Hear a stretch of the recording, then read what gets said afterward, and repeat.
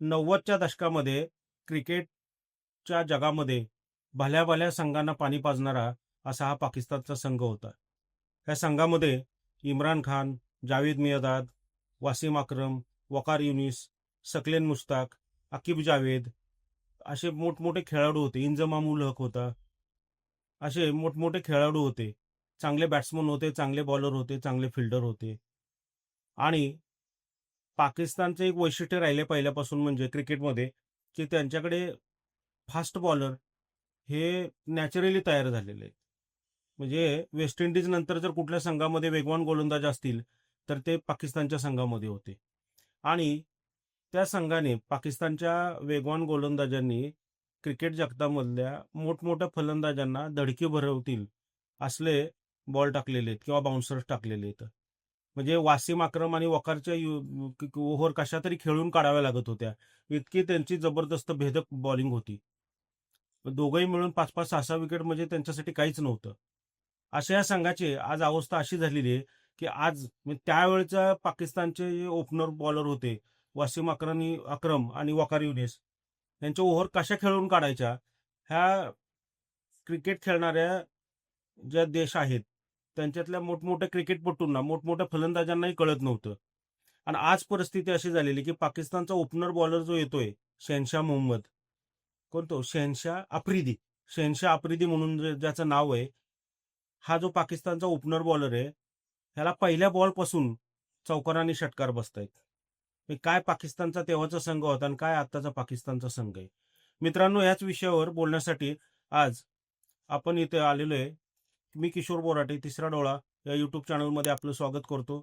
एवढं पाकिस्तानचा क्रिकेटचा फार मोठा इतिहास असून इम्रान खान पासून ते अगदी इंजमाम उल हक पर्यंत आणि वासिम अक्रम, वकार युनुस, आकिब जावेद ते सकलीन मुश्ताक पर्यंत, मुश्ताक अहमद त्यांचा पूर्वीचा फिरकीपटू, एवढे नावाजलेले खेळाडू ह्या संघाने दिले, एवढे नावाजलेले क्रिकेटपटू या संघामध्ये या देशामध्ये तयार झाले. तो संघ आता एवढा गटांगळ्या का खातोय? त्या पाकिस्तानी संघाची अवस्था एवढी गलित गात्र का झालेली आहे? आणि एवढे सगळे माजी खेळाडू दर्जेदार, त्यांच्याकडे जागतिक दर्जाचे माजी खेळाडू असताना सुद्धा ते लोक या संघामध्ये का लक्ष घालत नाहीत? मग ते लक्ष घालत नाहीत की पाक क्रिकेट नियामक मंडळ त्यांना संधी देत नाहीये, काही कळायला मार्ग नाही. असे पाकिस्तानमध्ये कोणत्याही क्षेत्रामध्ये राजकारण किंवा गटबाजी हे काही नवीन नाहीये. मग ते राजकारण असो नाहीतर खेळ असो. परंतु पाकिस्तानचे माजी खेळाडू हे नवीन क्रिकेटपटू तयार करायला कमी पडतायत का? का क्रिकेट मंडळ त्यांच्या अनुभवाचा काही वापर करून घेत नाहीये?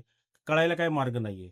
पण आता तरी असं दिसून येतंय की खरोखरच पाकिस्तानच्या माजी खेळाडूंना जर देशाविषयी किंवा स्वतःच्या संघाविषयी काही आकर्षण असतं किंवा देशाविषयी प्रेम असतं, स्वतःच्या संघाबाबत काही प्रेम असतं, काही देशाभिमान असता, तर आज ह्या संघाची ही अवस्था झाली नसती.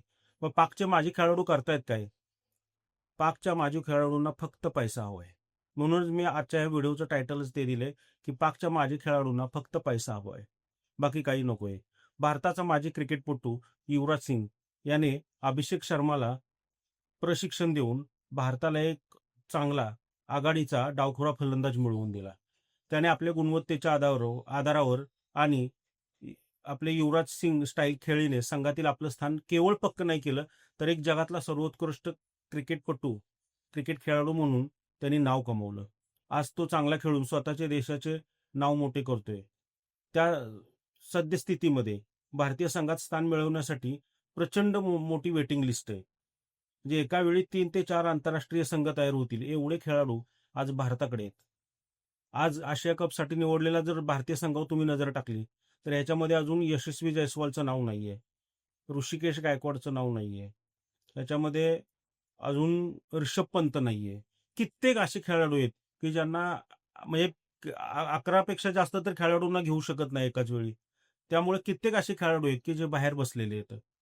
त्या उलट जी परिस्थिती आहे ही पाकिस्तानी संघाची आहे.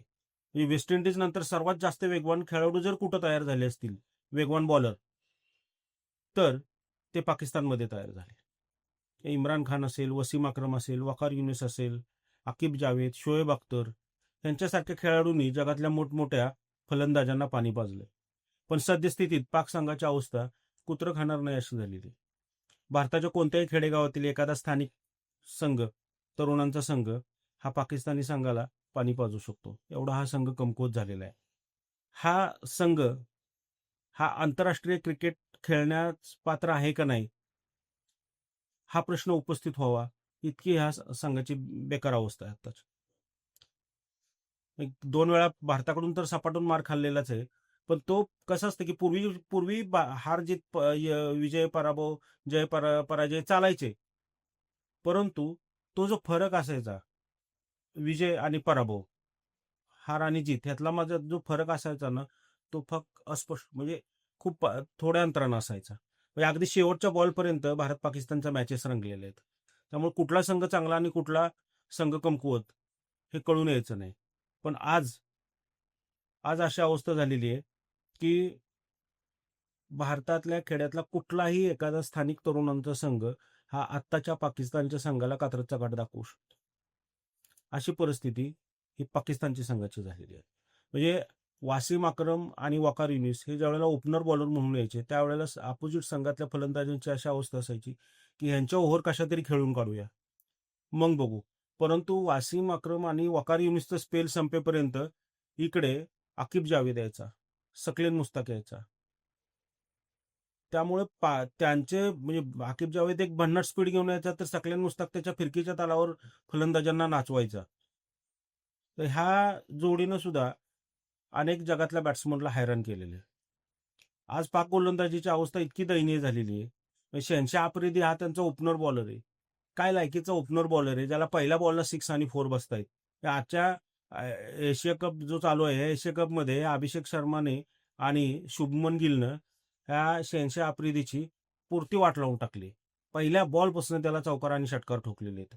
येतो तर अगदी अशा तोऱ्यात की जणू काही स्वतः वासिम अक्रम आणि शोएब अख्तर आहे. परंतु त्याची लायकी ही त्याला भारतीय बॅट्समननी चांगल्या पद्धतीने दाखवून दिलेली आहे. म्हणजे पाकिस्तान संघाचा हा परफॉर्मन्स पाहता नेहमी चर्चेला विषय येतो, तो म्हणजे पाकिस्तानकडे अक्रम आहे, वकार आहे, शोएब आहे, आकिब जावेद आहे, सकलेन मुस्ताक आहे, जावेद मियादाद आहे. ह्यांच्यासारखे दर्जेदार खेळाडू असताना सुद्धा पाक क्रिकेट मंडळ त्यांची मदत का घेत नाही? यांच्याकडे एवढे चांगले जागतिक दर्जाचे खेळाडू असताना सुद्धा यांना बाहेरच्या देशातला प्रशिक्षक का लागतो? बऱ्याचदा मी बघितलं वासिम अक्रमला बोलताना, की बाहेरच्या देशातला प्रशिक्षक नेमण्यावरून त्याने पाकिस्तान संघावर प्रचंड टीका केलेली आहे. पाकिस्तान क्रिकेट मंडळावर प्रचंड टीका केलेली आहे.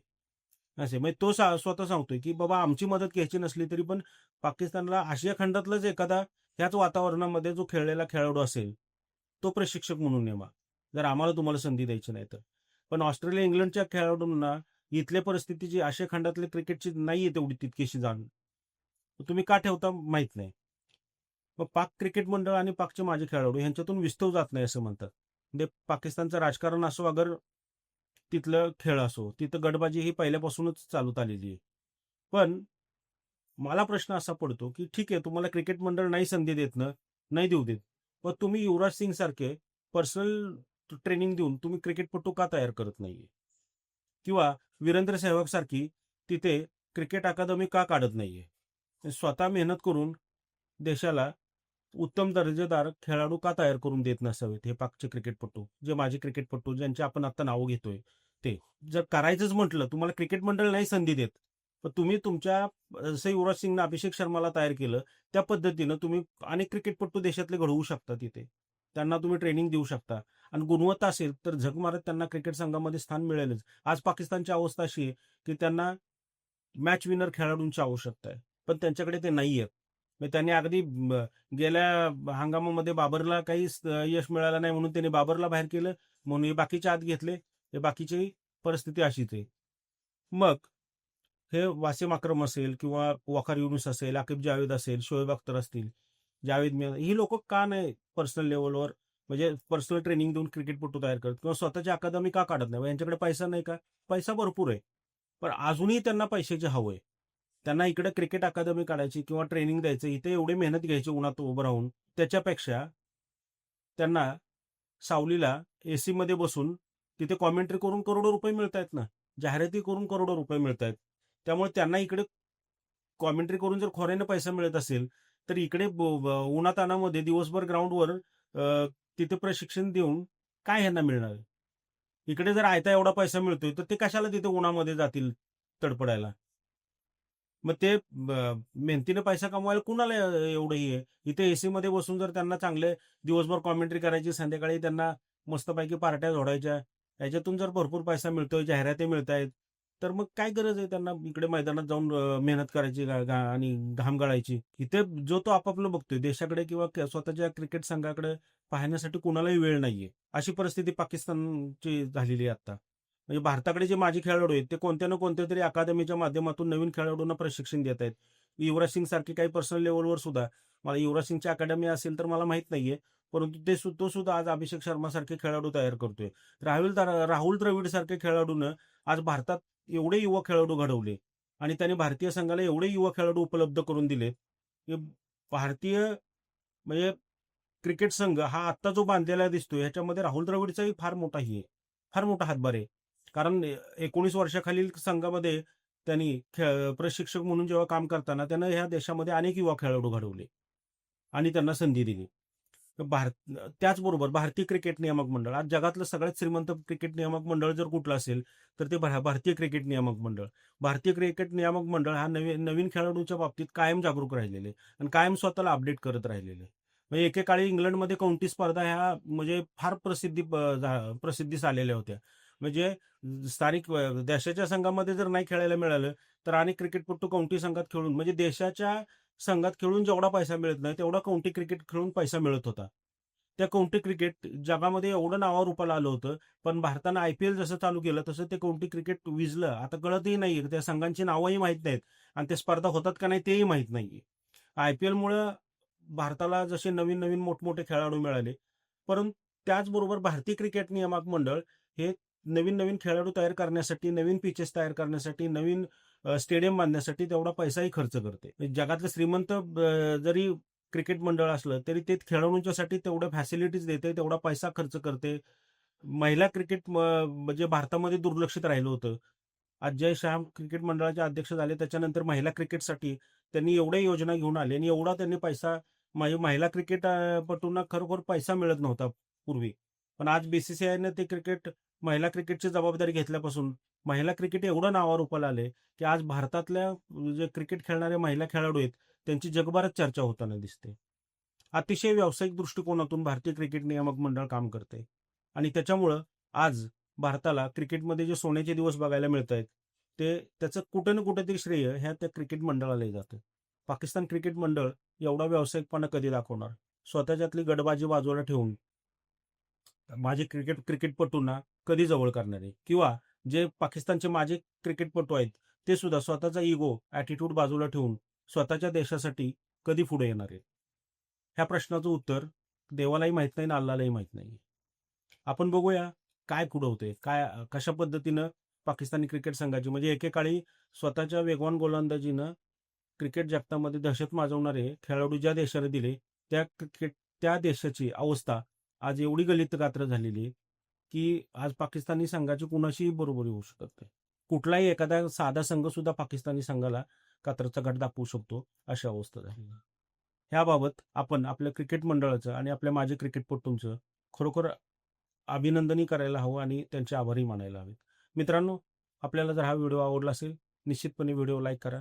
या संदर्भामध्ये आपली काही सकारात्मक प्रतिक्रिया असतील तर निश्चितपणे कमेंटमध्ये टाका आणि तिसरा डोळा या चॅनलला ऑल पर्यायावर टिक मार्क करून सबस्क्राईब करा. धन्यवाद.